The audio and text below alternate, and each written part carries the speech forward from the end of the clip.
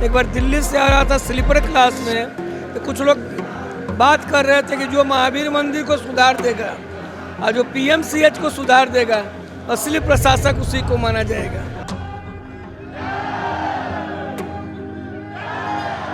कार्तिक पूर्णिमा के दिन 20 नवंबर 1983 को इस मंदिर का शिलान्यास मेरे द्वारा ही हुआ, यानी 1885-90 के आसपास इस मंदिर का निर्माण हुआ था। नमस्कार, मेरा नाम आलोक है। आप लाइव स्ट्रीज देख रहे हैं। इस वक्त हम मौजूद हैं पटना के सुप्रसिद्ध हनुमान मंदिर में।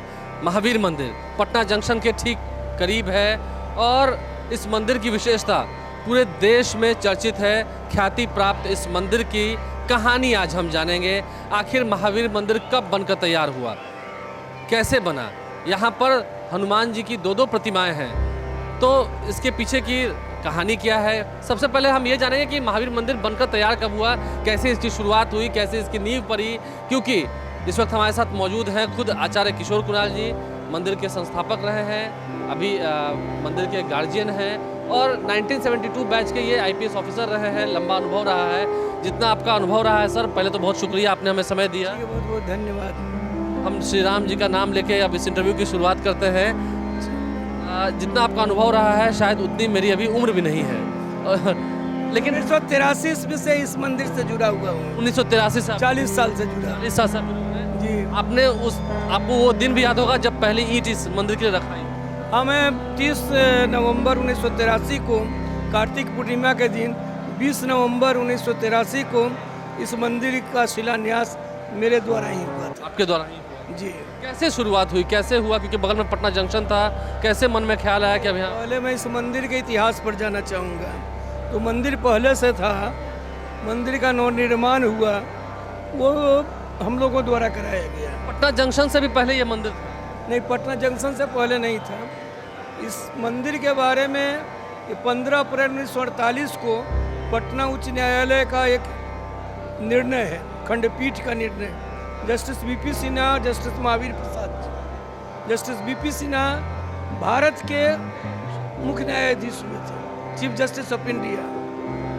इस निर्णय के अनुसार इस मंदिर को सार्वजनिक घोषित किया गया 15 अप्रैल 1948 को, और इस 14 पृष्ठों के फैसले में मंदिर का पूरा इतिहास दिया हुआ है। इसमें सन 1900 ईस्वी में एक अलखिया बाबा थे।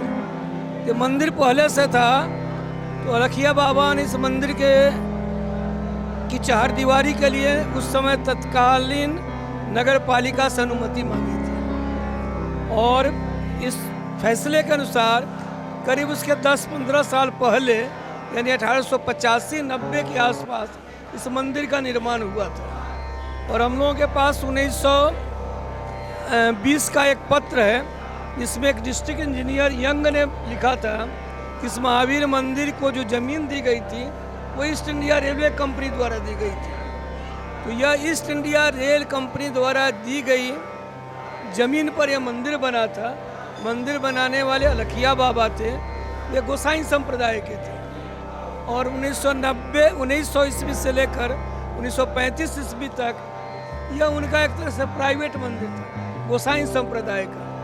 1925 ईस्वी में उनका देहांत हुआ।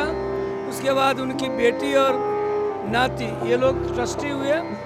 लेकिन 1935 में यहाँ के कुछ संभ्रांत लोगों ने मिल करके एक ट्रस्ट बनाया। फिर वो पब्लिक और प्राइवेट की लड़ाई हुई, तो 1948 में फैसला आया। इस फैसले के अनुसार पहले इसमें अलखिया बाबा के निधन के बाद उनकी बेटी और नाती के बाद एक पुजारी थे, उनका नाम था महावीर दास जी। महावीर दास जी बहुत कम समय रहे।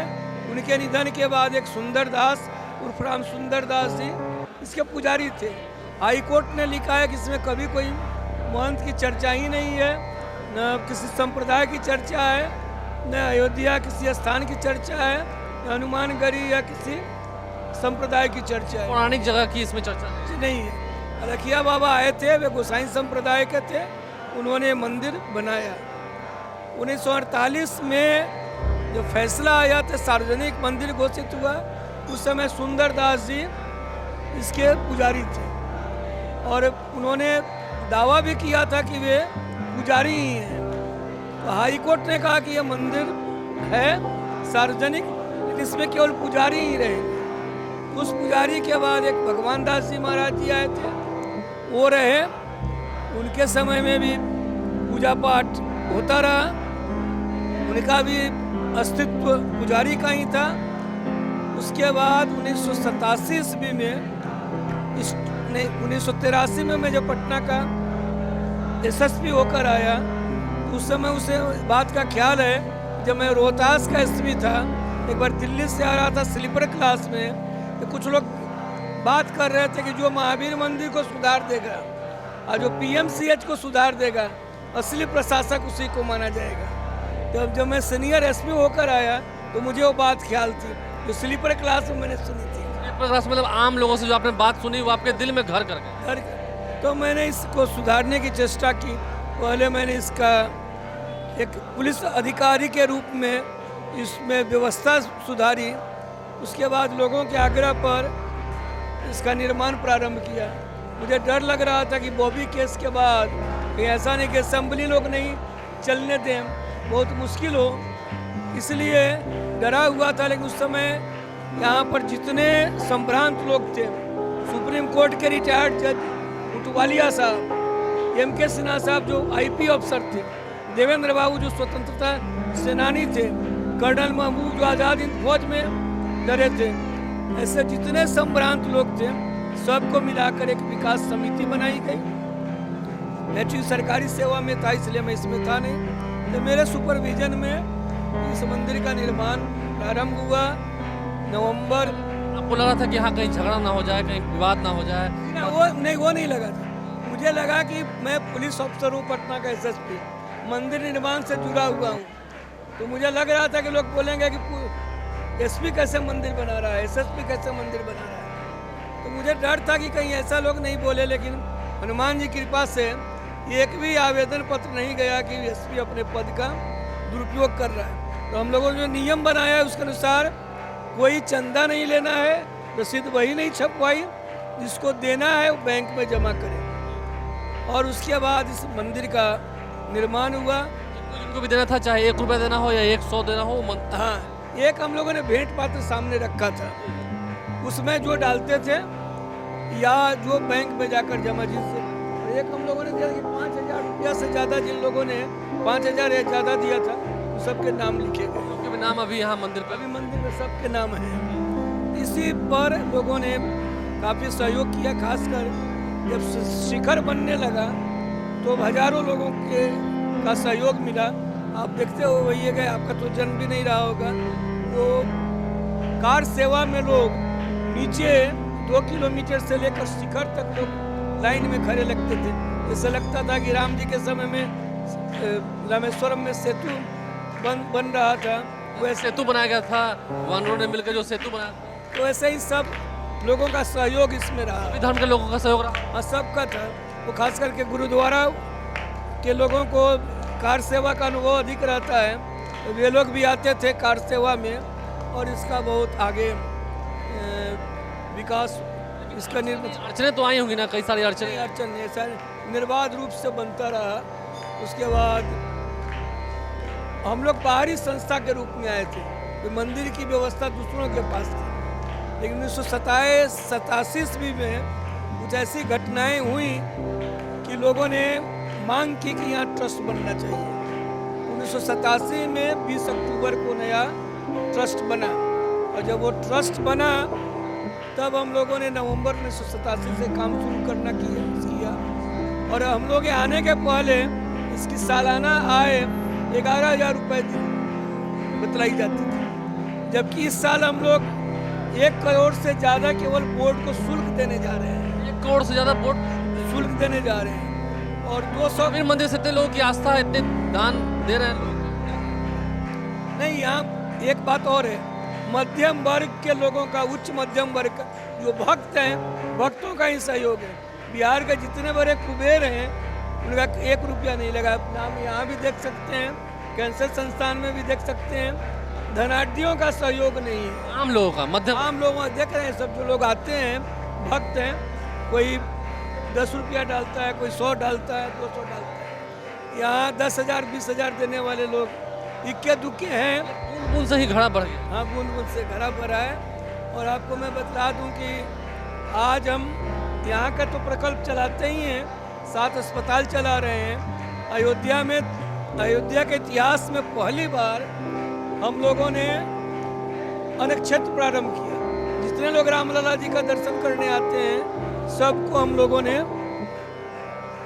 यह निःशुल्क भोजन देना प्रारंभ किया है। इसके चलते महावीर मंदिर का नाम गांव-गांव में पूरे देश में फैल गया है। क्या है, लोग कहते हैं पटना जंक्शन जब उतरते हैं, हम अब तो वीडियोस भी देखते हैं कि पटना जंक्शन आए और महावीर मंदिर नहीं आए तो क्या पटना है। लोग पहले यहाँ प्रणाम करके ही जाते हैं। नहीं, अब यहाँ तो करते ही हैं। अयोध्या में भी जो रामलला जी का दर्शन करते हैं वो राम रसोई में जाकर भोजन करते हैं। इसलिए अयोध्या में भी जो जाता है उसको भी महावीर मंदिर के इस प्रकल्प की जानकारी होती है। इस मंदिर की हम इसलिए बात कर रहे हैं सर, जहाँ तक मैं जानता हूँ, एक बार मैं सवेरे आया था पूजा करने तो एक बंधु का जेसीडी ट्रेन में टिकट था, 5:45 में यहाँ से खुलती है, लेकिन वो 5:30 में यहाँ प्रणाम करके गए क्योंकि वो कह रहे थे कि हमको देवघर भी जाना है पूजा करने। तो वो जा रहे थे देवघर बाबा नगरी पूजा करने, लेकिन वो यहाँ महावीर मंदिर में सुबह की आरती में सम्मिलित होकर। नहीं, अब सब लोग जो यहाँ आते हैं ऊपर ही लिखा रहता है प्रवेश नगर कीजिए सब काजा, हृदय राखी कौशलपुर राजा। उन लोगों को बड़ा सुकून मिलता है, किसी मंदिर में ऐसा लिखा हुआ है, इसलिए लोग आते हैं, बहुत श्रद्धा से आते हैं। और आज महावीर मंदिर की चर्चा इसके परोपकार को लेकर के, इसके अनक्षेत्र राम रसोई को लेकर के और राम मंदिर के निर्माण में भी 6 करोड़ हम लोग दे चुके हैं। वत्सले भी कई लोग जाते हैं, इलाज करवाते हैं, उतनी कीमत नहीं लगती है जो मध्यम वर्गीय लोग हैं। कैंसर संस्थान है, देश का दूसरा सबसे बड़ा अस्पताल है। महावीर वात्सल अस्पताल है, महावीर आरोग्य संस्थान है, महावीर नेत्रालय है। और हम लोग सबसे बड़ा एक सीनियर सिटीजन के लिए भी अगले महीने में एक अस्पताल खोल रहे हैं। फाइनली मतलब अंतोगत्वा इतने प्रयास के बाद, इतने अथक प्रयासों के बाद कब ये मंदिर बनकर तैयार? नहीं, मंदिर तो बनकर 1985 में नवनिर्माण हो गया था। उसके बाद ये प्रकल्प बढ़ाते गए हम लोगों ने इसको। जनता का पैसा, भक्त का पैसा, भक्तों के हित में ये उत्तर भारत में पहली बार एक काम किया गया, ये हम लोगों ने कराया। और मैं आपको बतला दूं ये 2023 से 2021 तक इसमें कोई बाधा नहीं पहुंची, लेकिन 2021 की रामनवमी के बाद से एक चौकरी यहाँ लग गई जो इस षड्यंत्र में था किसी तरह महावीर मंदिर पर कब्जा करे, तो दुष्प्रचार करके और किसी तरह लोगों को जो हम लोग जुड़े हुए हैं उन लोगों को तंग करके ये लोग चाहते हैं कि कब्जा करें। क्योंकि आज देख रहे हैं कि महावीर मंदिर में क्या है कि इतना बड़ा मंदिर भी बन रहा है। लगता है आपका तो इतना अनुभव रहा है, आपको तो सब कुछ मालूम है, आप IPS ऑफिसर रहे हैं, अनुभव है, क्या आस्था पर कभी कब्जा हो सकता है? कभी इतने लोगों का यहाँ से विश्वास जुड़ा उस पर कब्जा हो सकता है? नहीं, ऐसा मैं मानता हूँ कि इस देश में जो आदर्श वाक्य है, मोटो है, सत्यमेव जयते, तो सत्य की विजय होती है, लेकिन कालनेमी हमेशा रहते हैं।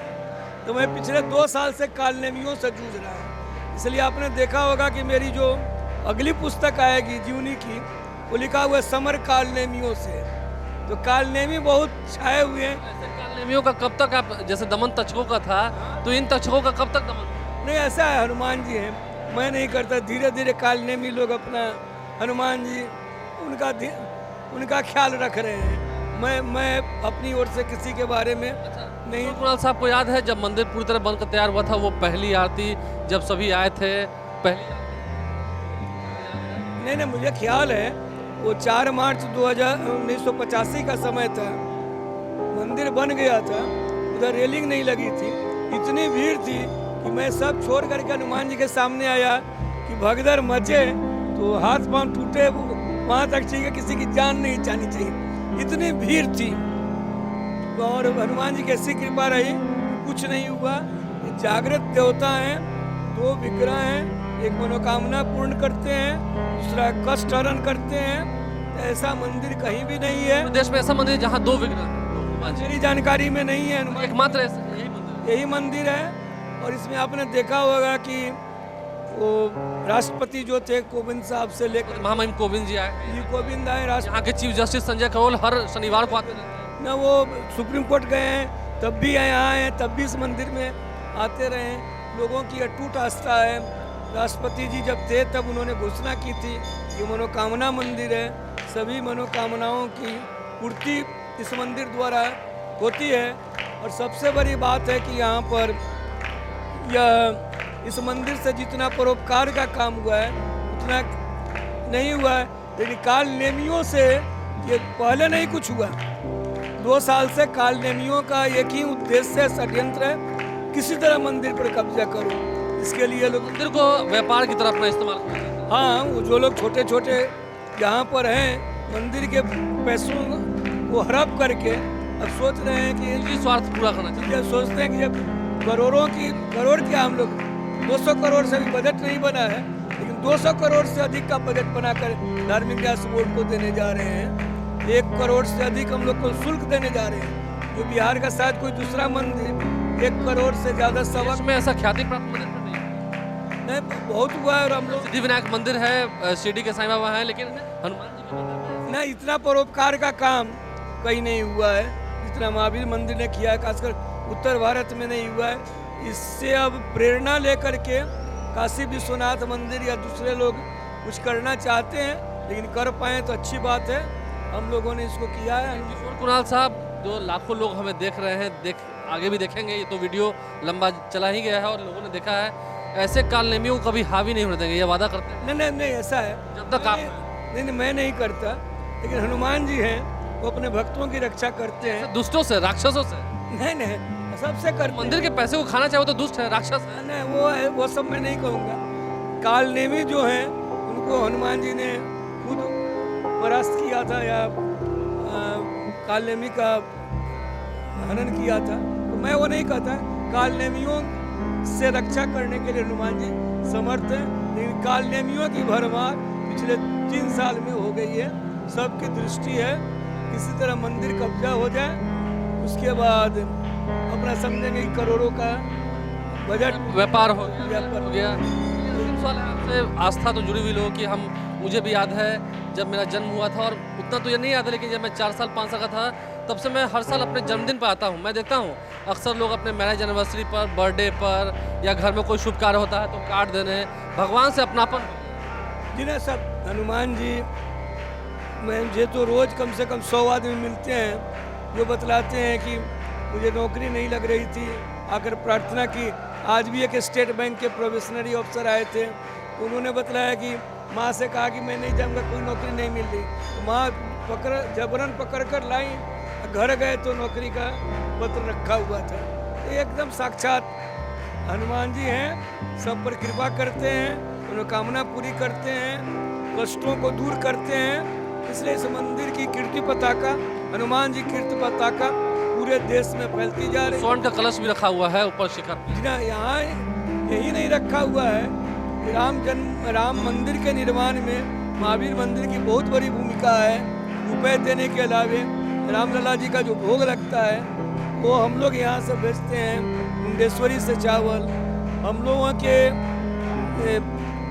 घी से वहाँ अखंड दीप जलता है, और जिस दिन उद्घाटन होगा उस दिन तक 10 करोड़ रुपए महावीर मंदिर की ओर से दिया जाएगा। 6 करोड़ दे चुके हैं, 2 करोड़ जुलाई में देंगे, 2 करोड़ फिर 2024 में जनवरी में देंगे।